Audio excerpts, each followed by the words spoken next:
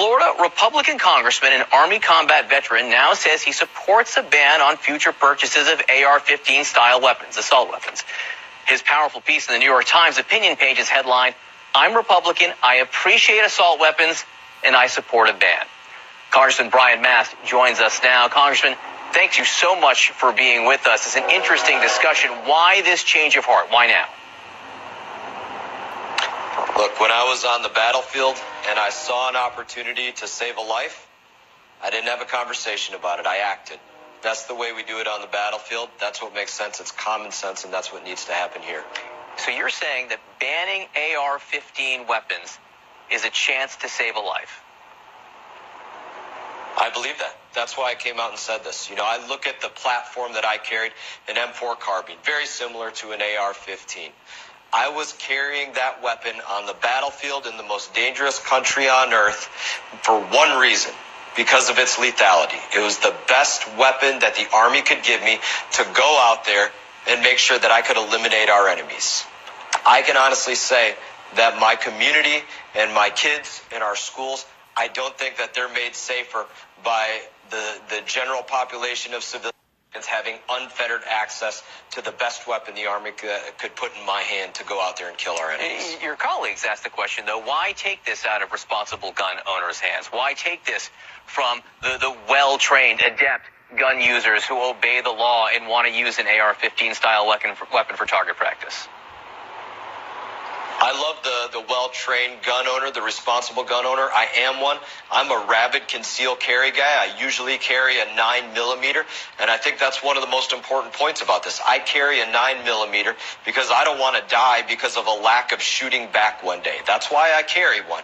But I can go out there and look at this honestly as a person that's done threat assessment and say, you know what, if somebody's coming after me with an AR-15, maximum effective range of easily 300 meters, certainly a great range of 50 to 150 meters.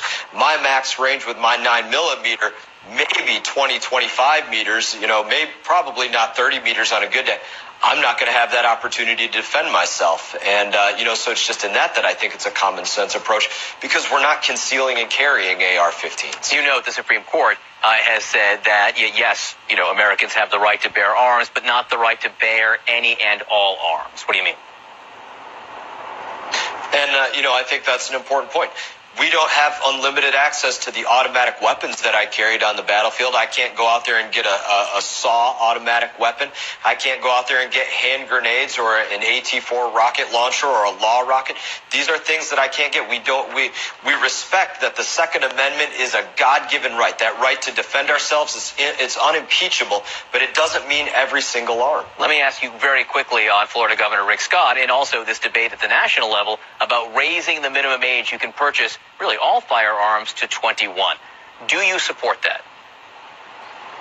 I will absolutely support raising that age. I think there's a lot of things that we can do, whether it's looking at add-ons that go onto weapons that try to circumvent the law for things that, we're not supposed to have automatic weapons, that being a ban, whether we're looking at all of the things relating to mental illness. And, here in Florida, we have the Baker Act, but you can get Baker Acted for, saying that you want to, voices are telling you to kill people. And then right after you get out of your 72-hour confinement, they're going to hand you your weapons back. That's a very serious issue.